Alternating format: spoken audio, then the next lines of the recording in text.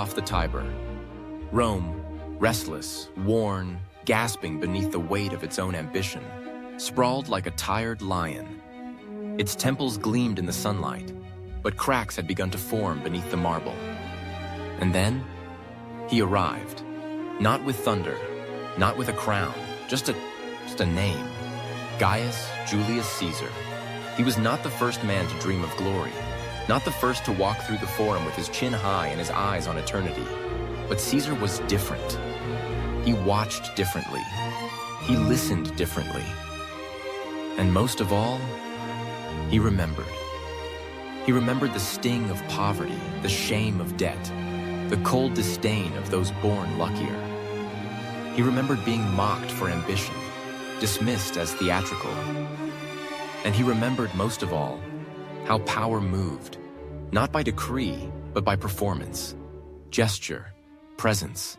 He would become the most famous Roman to ever live, not because he was the strongest, but because he understood what it meant to seem inevitable. This is not just the story of a soldier, or a statesman, or a tyrant in a laurel crown. It is the story of a man who saw the fall of a republic not as a tragedy, but as a stage, and stepped into the light. Let us begin. The streets of Subura smell of sweat and wine, narrow, loud, smoke curling from cookshops, barking vendors, faded murals peeling from brick walls.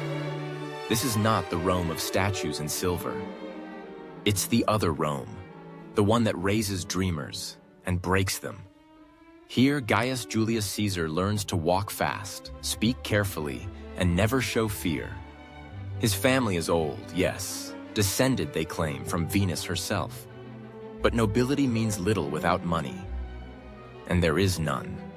His father, a quiet man with little power, dies when Caesar is 16. That's when the thread begins to pull. His mother, Aurelia, is different. Steel beneath silk, dignified, sharp. It's from her that Caesar learns resolve, the art of reading a room, of watching people, not just hearing them. She teaches him how to carry his name like armor. Rome, in those years, is a place of dangerous tides. Sulla rises, a dictator in everything but name. The Senate bends. Blood runs through the streets. And Caesar? He marries the daughter of Cinna, an enemy of Sulla. It's a statement, a defiance, one that nearly costs him his life. Sulla demands he divorce her. Caesar refuses. He vanishes into the countryside, hunted. There, amid the hills and silence, he hides, changes, learns something that will stay with him forever. Power can be taken, but dignity must be defended, even in exile. When Sulla dies, Caesar returns. He is thinner, poorer, but not broken. Never broken. He heads to Asia Minor, a minor military assignment, but one that leads to the first spark of legend.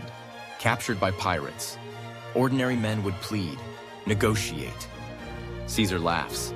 He tells them they've made a mistake, that they've underestimated him, that he's worth more than they asked for in ransom.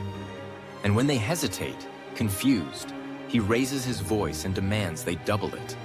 He becomes their guest.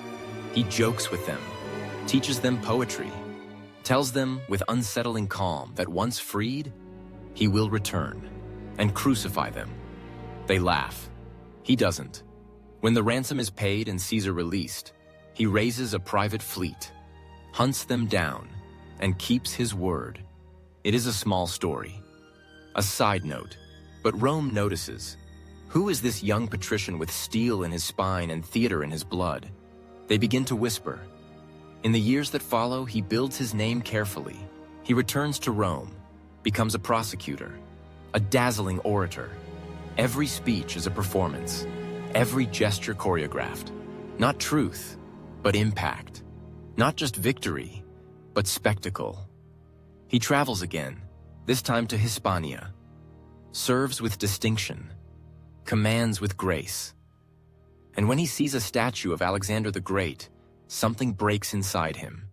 He is 33. Alexander had conquered the world by that age. Caesar stares at the marble, says nothing, but the silence is thunder. He returns to Rome burning with purpose. The thread tightens. He becomes Pontifex Maximus, chief priest, a holy title but a political one.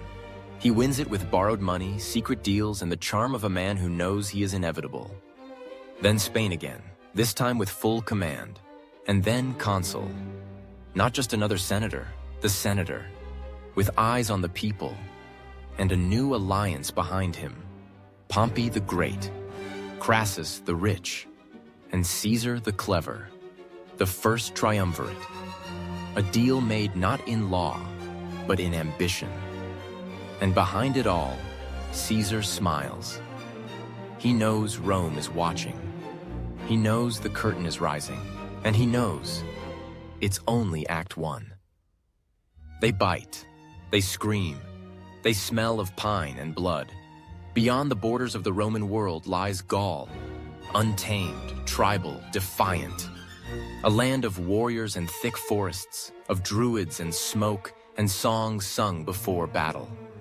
It is here that Caesar finds the stage he has been waiting for. Rome gives him a province. He takes a continent. At first, it is politics, a governor's post designed to keep him busy or out of trouble. But Caesar sees more. He sees stories, glory, a new identity. In Gaul, he becomes not just a man of Rome, but a legend. His army is small, but loyal. He wins their hearts not by command alone, but by sharing their hardships. He marches at their pace, eats what they eat, bleeds when they bleed. He knows every name, every scar. They call him Imperator before the Senate ever does. And then the wars begin. Tribes rise against him, some brave, some desperate, some betrayed. Caesar divides, conquers, writes letters home with calm precision, describing each campaign like a poem of steel, each victory more theatrical than the last. The Rhine is crossed, Britain is glimpsed. Enemies scatter and regroup and scatter again. And yet, with every campaign, something darker grows. Rome begins to whisper, who is Caesar now? Too powerful, too popular, too dangerous. In Gaul, he writes not just of battles, but of himself. Commentarii de bello Gallico, a self-portrait carved in blood and grammar. It is not modest, it is not humble, but it is brilliant. Even those who hate him cannot deny his genius. And then like a slow drumbeat rising, the tribes begin to unite. Not all, but enough. Led by a man whose name will be remembered in defiance, Vercingetorix, a king of Gauls, a prince of war, young, fierce, commanding. He understands what others did not, that Caesar is not just a threat to Gaul, but to all freedom, to all identity. So he unites the tribes. They burn their own cities to starve Rome. They retreat, they wait. And Caesar, he follows. At Gergovia, he fails. It is rare, and it stings. Men die, plans falter. For the first time, the thread slips in his fingers, but not for long. He regathers, rebuilds, and marches toward destiny. Alesia, a fortress high on a hill, ringed with walls and warriors. Caesar does not assault it. He encircles it, builds 2 walls, one to keep the Gauls in, one to keep rescuers out. 11 miles of siege works, a ring of death. The Gauls inside wait for salvation. The Gauls outside charge to give it. And Caesar stands in the middle, between 2 desperate armies, outnumbered, exhausted, and still, he does not bend. For days, the world holds its breath. And then, one night, through fog and screams and firelight, the Romans hold. The Gauls collapse. Vercingetorix rides out, silent, proud. He does not beg. He dismounts, removes his armor, and lays his sword at Caesar's feet. A silence falls over the camp, not just for the fallen, but for what has changed. Caesar is no longer a man of ambition. He is a man of fate.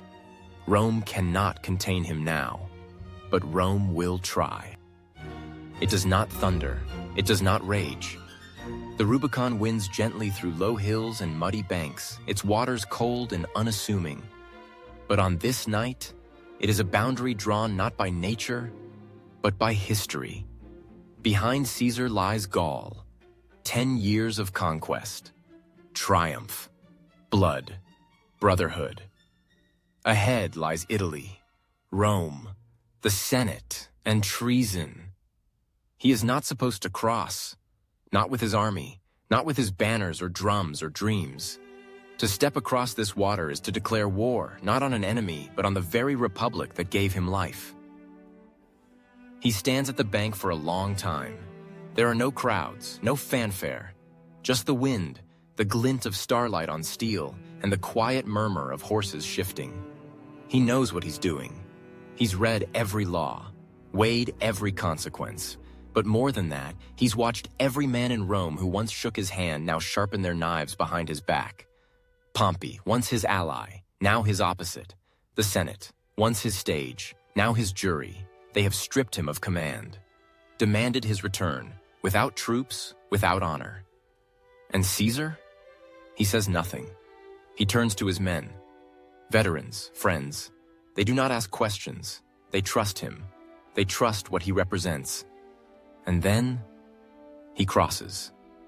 One step, then another, and the Rubicon is behind him. Rome panics, not because of Caesar's power, but because of his momentum. The Senate flees the city, so does Pompey. No battle, no resistance. The people open the gates. Caesar enters Rome not as a conqueror, but as a storm that no one dares to name. Yet he does not linger. His eyes are on Pompey. Across the Adriatic, eastward. The pursuit begins, but winter blocks his path. Storms ravage the sea. His fleet scatters. So Caesar, as always, finds another way. He sails through the chaos, lands in Greece, finds himself outnumbered, unprepared, and for once, cornered. At Dyrrhachium, he nearly falls. Pompey strikes. The trap is tight, but Caesar escapes, regathers, and then, at Pharsalus, he turns. The battle is not swift. It is not glorious. It is brutal, grit in the teeth, blood in the dust. But Caesar's army does not waver. They fight not just for victory, but for him. And in the end, Pompey runs to Egypt, to his death. The young king, Ptolemy XIII, hoping to curry favor with Caesar, presents him with a gift. Pompey's severed head, but Caesar does not smile. He turns away and weeps. Not for the man Pompey was, but for what Rome has become. The republic that once held its debates in marble halls now delivers its verdicts with knives. Even in victory, Caesar is alone. It is older. Stranger? The air is thicker, sweeter. The Nile cuts through the land like a slow god, feeding palaces and slums alike. Here, the sun does not rise. It emerges, gold and white and burning. Caesar arrives as a victor, but this is not his war. Not yet. He enters Alexandria weary from pursuit, his sandals still dusted with Pharsalus. Pompey is dead, but the republic's ghost follows him. The city greets him with silence and incense. Then, with politics. The throne of Egypt is disputed. Two siblings, Cleopatra and Ptolemy XIII, brother and sister, king and queen. But also enemies, locked in civil war beneath the painted ceilings of their ancestors. Caesar is drawn in, not because he wants to rule Egypt, but because Cleopatra knows how to command a room. She enters unannounced, wrapped in linen and story. Legend will say she came rolled in a rug. Perhaps. Perhaps not. What matters is how she came. Bold, unafraid, draped in perfume and prophecy. She speaks 7 languages. wears her gaze like a blade, and she, like Caesar, understands the choreography of power. He listens, and then he acts. He declares her queen. The palace erupts in flames. Ptolemy's forces turn violent. The city fractures. Streets once paved with papyrus now echo with screams. Soldiers clash by torchlight. The library, vast, ancient, filled with scrolls no eye has seen in centuries, catches fire. Smoke rises like history itself being erased. And Caesar? He fights. Not as emperor, not yet. As a soldier. A man with a sword in one hand and the future in the other. He holds the palace with a small force. Days of chaos. Nights of siege. Supplies dwindle. Water runs low. But Caesar refuses to abandon Cleopatra or the city. Reinforcements arrive from Rome's eastern provinces. The tide turns. Ptolemy flees, his ship capsizing in the harbor, his crown swallowed by the sea. And Cleopatra reigns. Beside her, Caesar lingers. Weeks become months. Not as conqueror, not quite as lover. Something more complex. They speak of gods and governments, of legacy, of what a child might inherit if born between empires. Soon she is pregnant. Rome whispers again. Caesar writes letters back home, carefully worded. He's declared dictator now, temporarily, a patch to hold the republic together. But everyone knows patches don't last. When he finally leaves Egypt, it is not with an army, it is with something deeper, a vision. He tours the eastern provinces, Asia, Syria, Pontus. One king, Pharnaces II of Pontus, dares resist him. Caesar crushes him in 5 days. His report is short. 3 words. Veni, vidi, vici. I came. I saw. I conquered. It is not just a message of victory, it is a warning. He returns to Rome in triumph. But it is not the Rome he left. It is quieter, meaner. The Senate, once a chorus of equals, now murmurs in corners. There are those who praise him loudly, others too loudly. He pardons many, enemies from the civil war, former allies of Pompey. He wants reconciliation, not revenge. But Rome does not know how to forgive. It only knows how to remember. In the Forum, statues are raised. Coins bear his face. The people adore him. They call him father of the nation. And yet, he refuses the crown. Not once, twice, thrice, in public, with ceremony. Mark Antony offers it. Caesar declines. Every time the crowd roars, but each roar carries questions. Is this humility or theater? The Senate grants him titles no Roman has ever held. Dictator for life. He accepts, not with a shout, with a nod. And that is when the walls begin to whisper louder than ever. Rome has always feared kings. It killed them once, long ago, to birth the Republic. Now it fears Caesar not because he seizes power, but because he doesn't need to. Power seeks him, titles follow him, crowds adore him. And to the men who still believe in the old ways, that is the most dangerous king of all. They begin to meet in secret. Not soldiers, senators, men of letters and law, many whom Caesar had spared, and one among them, Brutus.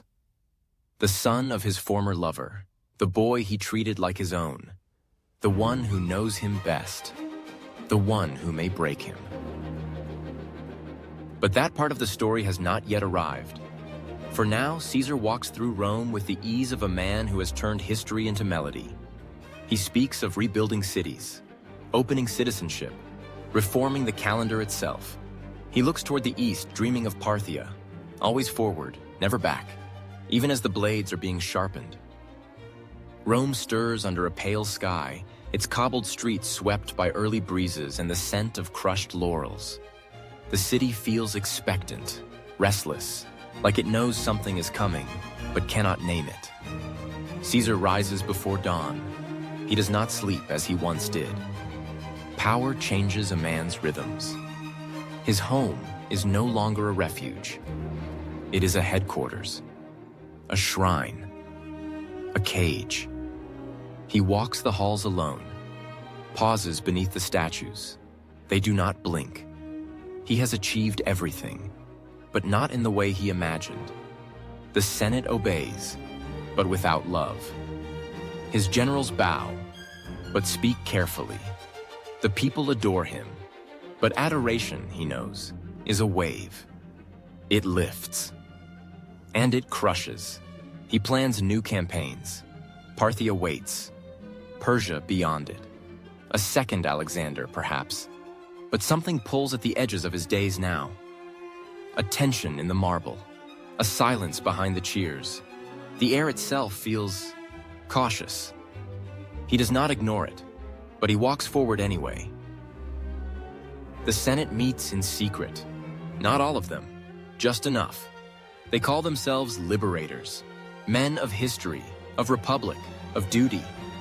But beneath those ideals lie bruised egos, fear, and something colder, the knowledge that Caesar is not a tyrant in the old mold. He doesn't strangle Rome. He simply renders it unnecessary.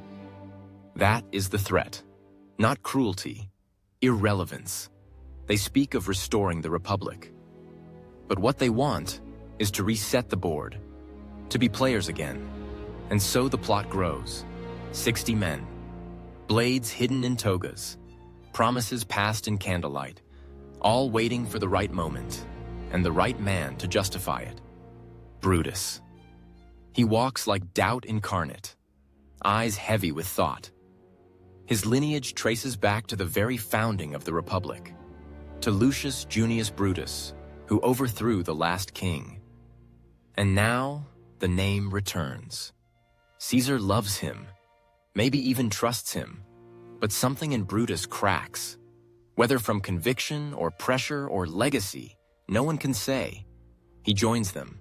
The Ides of March near. On the night before Caesar dines with friends, he laughs. He speaks of fate, of death, of legacy. And when someone jokes, "Surely you're not afraid to die, Caesar," he responds with calm eyes and a thin smile. Death will come when it must. That night, his wife dreams of blood, of screams. She begs him not to go to the Senate, but he dismisses her worry. Gently, not out of pride, but momentum. What man who has crossed the Rubicon flinches at a date on a calendar? The next morning, the streets are soft with light. A pale gold sky. He dresses slowly, steps outside. Some say a note is handed to him, a warning. He never reads it. Others say a soothsayer sees him in the forum. Beware the Ides of March. Caesar smiles. They meet in the theater of Pompey, a fitting place. The man he chased, whose statue now stands cold and watching. He enters. They surround him. Senators, all, friends, enemies, cowards. At first, it's confusion. A word here, a touch there, then a blade, then another, and another. They fall upon him like silence given form. He tries to resist, but they are too many. And then, Brutus. A moment not just of betrayal, but of stillness. Caesar does not curse him, does not rage. He simply stares and sinks. At the foot of Pompey's statue, red blooms across white marble. The dictator is dead. And Rome is free. Or so they think. The killers step into the forum expecting cheers. They find only echo. The people grieve. Not because Caesar was perfect, but because he had mattered. Because with him had come clarity, purpose, a story they could follow. And now, only confusion, only blood. Brutus is stunned, as if the knife had pierced him too. The Senate is paralyzed. The streets churn. The Republic does not rise from its grave. Instead, something worse begins. A silence full of teeth. Wrapped in linen, stained, cold, they place him on a bier in the forum, beneath the spring sky that sees everything and forgives nothing. Around him, Statues loom silent. The marble gods of Rome watch their favorite son return to dust. The Senate hesitates. Do they honor him or erase him? Mark Antony answers first. He has waited, measured. Now he steps forward, not just as consul, but as Caesar's friend. His voice carries like thunder through the hushed square. He does not speak of conquest. He speaks of grace, of Caesar's mercy toward his enemies, of reforms for the poor, of bread, of peace, of dreams Rome dared not speak aloud until Caesar made them possible. And then, he lifts the robe, the very garment Caesar wore when he died, blood still dark along its folds. He names every wound, names the hands that made them, and the people weep. Something shifts. The funeral becomes a fire, a literal one. The crowd builds a pyre not on the field of Mars, but right here, in the heart of the city. Furniture, debris, whatever they can grab. They burn Caesar where he stood as a god.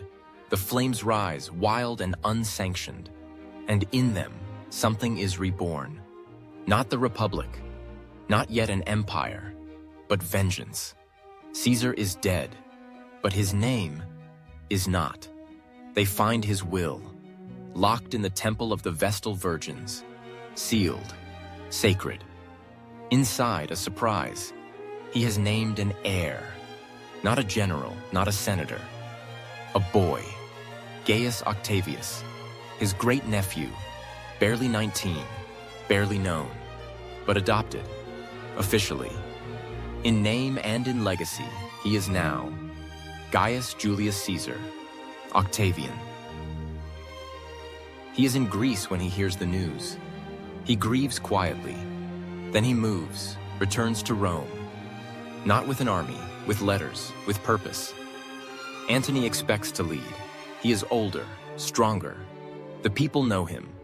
But Octavian plays the game with Caesar's blood in his veins. He says little, but he watches. He courts the Senate, earns the veterans, embraces the people. Antony bristles. The alliance frays. But war does not come. Not yet. Instead, the two rivals make peace, of sorts. With Lepidus, they form the Second Triumvirate. And their first act? Justice. Or what they call justice. A list is drawn. Names, dozens, then hundreds. Enemies, landowners, rivals. Proscriptions, they call them. Legal murder, Brutus, Cassius, the killers of Caesar. They have fled east. So the triumvirs pursue. At Philippi, the earth drinks blood again. 2 battles, 2 suicides. Brutus dies on his own sword, falling upon it like a page in history folding shut. Caesar, forgive me, he says, they say, and then he is gone. Now only 2 remain, Antony, Octavian, and between them the ash of a republic. They divide the empire. Antony takes the east, Octavian the west. But nothing in Rome stays divided for long. Octavian watches. Antony wanders to Cleopatra. Again, Egypt rises in the story. She and Antony become lovers, partners, legends in their own making. They speak of gods, of kingdoms, of twins born to rule. And in Rome, Octavian smiles, because he knows. The Roman people will never love a man who chooses Alexandria over the Forum. He paints Antony as foreign, as bewitched, as a man undone by silk and perfume. It works. Rome begins to lean, not toward war yet, but toward choosing. And history is never kind to those it must choose between. At the center of it all still burns the image of Caesar, not as man, but as myth. Statues rise. His birthday becomes sacred. The month of Quintilis is renamed Julius. And soon, his heir prepares to become not just his successor, but something more, something new. The shadows fall longer now, cast by new statues, new voices. The marble still remembers Caesar's footsteps, but now others walk where he fell. His name remains, carved in stone, echoed in prayers. But the man himself is no longer here to shape it. Only the blood he left behind, and the boy who carries it, Octavian. No longer just an heir, now a master of silence, of timing, of appearances. Rome watches him closely, and what they see is discipline. He speaks carefully, moves deliberately, never loses his temper in public. And yet, behind closed doors, the gears turn. Every whisper, every alliance, every coin and legion accounted for. Antony, meanwhile, lives louder. His days are wrapped in gold, his nights in song. He rules the East with Cleopatra at his side, as if Rome were a memory. And perhaps, to him, it is. But Octavian never forgets. Not the Republic, not Caesar, and not the wound left in him when the knives fell. He begins a campaign not of war, but of words. He floods the Senate with carefully curated documents, proof, he claims, of Antony's betrayal, that Antony has offered Roman territory to Cleopatra, that he seeks to name her children heirs to the empire, that he no longer serves Rome, but Egypt. Whether it's true doesn't matter. The Senate listens, the people listen, because Octavian does not shout. He whispers, and the Republic echoes. And then one final spark. Antony divorces Octavia, Octavian's sister. Rome shudders. It is personal now, and war is inevitable. They meet at Actium. Aegean winds howling, sails snapping like drums. Antony and Cleopatra bring the East.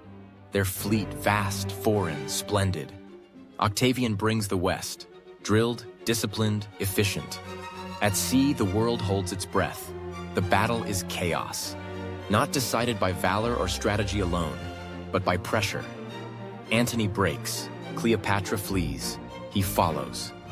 And the war is over before the swords are sheathed. They escape to Egypt, but the end is already written. Octavian enters Alexandria not as a conqueror, but as a shadow.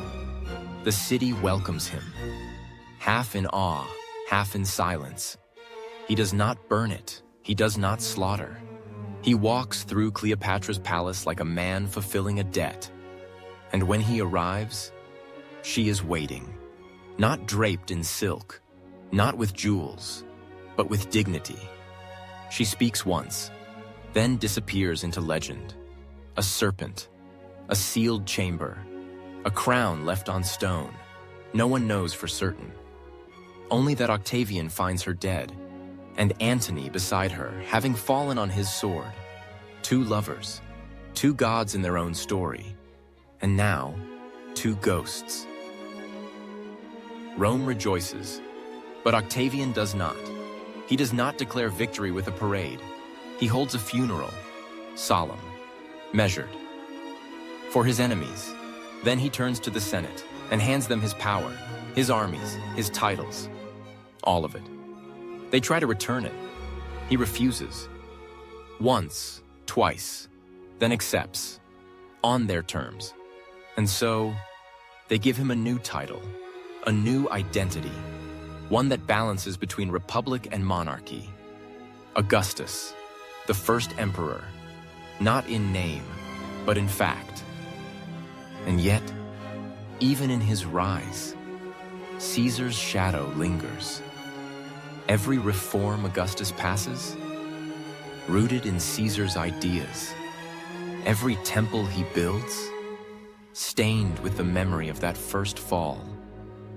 Every coin he mints still bears the face of the man who taught him how power moves, not with noise, but with inevitability. The Republic does not collapse in one moment. It softens, folds, reforms itself around a single spine. And that spine is Caesar. His name becomes a title, Caesar. Spoken by emperors for centuries, spoken by Khazars, Kaisers, kings in other tongues. His murder did not end his power. It began it, because in killing him, Rome did not restore freedom. It revealed its addiction to greatness. And once a man teaches the world how to follow him, they never stop. It moves unnoticed, grain by grain, day by day. But some men, very few, have bent it toward themselves. Julius Caesar did not just reshape Rome, he reshaped time itself. In the final years of his life, between wars and decrees, he turned his attention to something deceptively mundane: the calendar. The Roman calendar was chaos, mismatched months, inconsistent leap years, corrupted by politics and priesthood. The seasons slipped, festivals lost their meaning. The year no longer made sense. But Caesar believed in order, not just over men, but over time. So he gathered astronomers from Alexandria, not priests, scientists. They studied the stars, the sun, the Earth's slow, steady rhythm. And with their knowledge, he designed something new. 365 days, a leap year every fourth, months that aligned with the seasons, a calendar that matched the heavens. It was not simply practical, it was philosophical, because to rule time is to rule memory, to decide when the year begins, when it ends, when men plant, when they reap, when they mourn, when they celebrate. He named the month of his birth after himself, Julius. Later, Augustus would do the same. But it began here, with Caesar. And though centuries would pass, though emperors would fall and calendars shift once more, the bones of Caesar's vision remain. To this day, we still walk through time as he defined it. And yet, his ambition went further still. Beyond calendars, beyond borders, he dreamed of uniting the empire, not just by road or sword, but by citizenship. He offered reforms to enfranchise Italians outside Rome, reorganize the Senate, reduce debt, ease burdens on the poor, rebuild Carthage, grant rights to Gauls. Not all loved these plans, but he was building a Rome that could outlive its own blood. He saw what others did not. That conquest alone was not enough. That empire required identity. That greatness meant inclusion. Of course, not all of it came from virtue. Caesar was a man of contradictions. He centralized power, even as he claimed to serve the people. He rejected kingship publicly, yet wore his laurel crown as if born to it. He pardoned his enemies, then kept them close. He spoke of restoring the republic, while hollowing it from within. But in every contradiction was intent. He knew the republic was dying. He simply refused to let it die without purpose. So he gave it one. He turned it into a story, and every story needs a lead. Toward the end, he grew quieter, not in voice, but in eyes. He watched the Senate with measured calm. He read poems with greater intensity. He worked late into the night, surrounded by maps, by stars, by letters left unanswered. He seemed to know something was coming. But whether he feared it or welcomed it, no one could say. Some say he believed he was destined to fall, that the fates had already written his end. But if so, he did not flinch. Because Caesar did not live to avoid death. He lived to command it. And even now, so long after the knives were drawn, even now his shadow stretches across the centuries. Through calendars, through coins, through every law that echoes his ambition. Because in the end, he did not just change the world, he dated it. And we still count from the moment he passed. Years have passed since the blades were drawn, since fire lit the forum, since Rome howled in grief and vengeance. But still, his name remains. Julius Caesar, the man, the myth, the mirror held up to Rome's soul, and in the quiet that followed his death, something became clear, something the killers had not considered. They had struck him down to save the Republic. But what they killed was the last breath of it. The institutions endured, for a time. The Senate still met. The magistrates still wore their robes. But their meaning faded, because the people had seen something stronger, something sharper, They had felt what it was like to have a man, a single man, who could cut through the noise, who could say yes or no without drowning in debate. They had tasted certainty, and once tasted, it does not easily fade. Octavian knew this. He did not claim Caesar's thunder. He whispered softly into the void left behind. A republic in name, an empire in practice. And through every step, he used the same tools Caesar once held, carefully, gracefully, with the patience of a shadow. He restored temples. He punished corruption. He called himself princeps, first among equals. But the equals no longer mattered. Rome had been reborn, not as a city of citizens, but as a stage. And all of it, rested on Caesar's ghost. Even those who claimed to oppose him could not help but imitate him. Future emperors studied his writings, his campaigns, his speeches. They modeled their triumphs after his, mimicked his manner, adopted his name, Caesar. Once a surname, then a symbol, then a title, carried by emperors for centuries, by czars in Russia, by kaisers in Germany. The syllables changed, the weight did not. It is a strange fate to be immortal in the mouths of men, to be remembered not for who you were, but for what you made inevitable. And yet, there were those who still whispered of the old ways. The republicans, the philosophers, the senators too proud to bow, even in silence. They mourned the dream of Rome as it had been, a place where power was a shared burden, where laws were stronger than personalities, where citizens were not subjects. But even as they mourned, they used the road Caesar built. They spent the coin that bore his face. They worshipped in temples he restored. They could not escape him, because Rome had become him. And beneath all the triumphs and titles, beneath all the echoes and epics, there remained the simple truth. Julius Caesar had lived, not as a god, not as a villain, but as a man, born into debt, chased into exile, forged by ambition, tempered by war, betrayed by those he trusted, and remembered by everyone else. His life was a story of rise and fall, but more than that, it was a story of clarity. He saw the world not as it was supposed to be, but as it actually was. And in that clarity, he found a path no one else dared walk, not just to power, but to permanence. But with Caesar, it was different. He wrote his own history. In battles, in letters, in glances. He understood more than anyone that the pen is not just mightier than the sword. It is sharper. It lasts longer. And long after his body was returned to earth, his voice lingered. In ink, in marble, in memory. He was not the greatest general Rome ever had, nor the kindest, nor the most virtuous, but he was, without doubt, the most conscious of his moment. He knew what it meant to be watched, and he used it. Each triumph was a spectacle, each campaign a performance. Even his mercy was theatrical, extended not just from strategy, but from understanding that power flows through perception. He saw further than the others.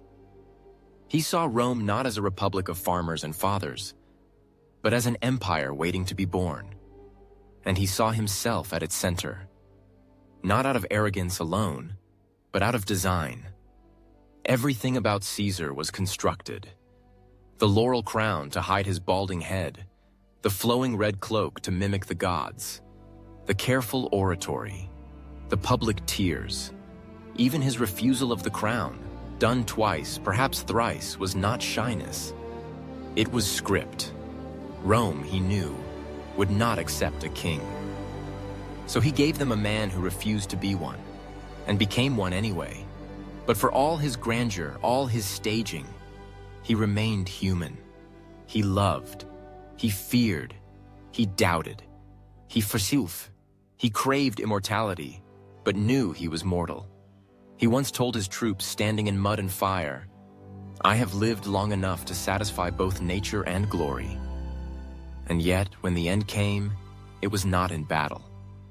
Not with banners waving, but with silence, with betrayal, with stillness on the marble floor.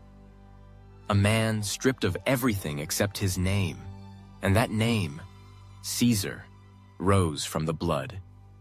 His legacy is not clean. It is complicated. He broke the Republic to save it. He healed wounds while opening others. He made himself a god and died like a man. But in every contradiction, there is a truth. That leadership is not just about answers. It is about vision.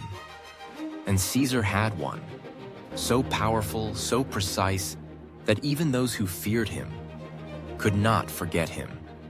And those who hated him still followed in his footsteps. He never became emperor, yet every emperor bore his name. He never ruled the world, but he changed the shape of it, with roads, with laws, with words, with will. Julius Caesar was not a god. He was not a tyrant. He was not a martyr. He was a man. And like all men, he died. But unlike most, he chose how he would be remembered, and the world obeyed. The dust settles. The statues remain. The Forum stands silent once more. And somewhere, perhaps beneath a Roman sky, or a whisper of parchment in a forgotten archive, the echo lingers. Julius Caesar, a man born into a crumbling republic who dared to reshape it, who learned not just to lead, but to be followed. He lived in motion, on the road, in war, in thought. He walked with kings and consuls, philosophers and soldiers. He made enemies of friends and immortals of words. He could be cruel, he could be kind, he could be vain, he could be visionary. But above all, he was aware of power, of image, of time. And that, perhaps, was his greatest conquest, not Gaul, not Rome, but the very rhythm by which history remembers. We still name months after him, still measure greatness in echoes of his deeds, still wrestle with the question he left behind. Can one man save a nation? By ending the rules that built it? There are no easy answers, only stories. And Caesar's story, like Rome itself, was never meant to end neatly. It was meant to linger, like torchlight on marble, like footsteps on stone, like the calendar, ticking ever forward. He is gone, but he is not absent, because somewhere in every empire, in every ambition, in every breath of history, Julius Caesar still stands, watching, waiting, enduring.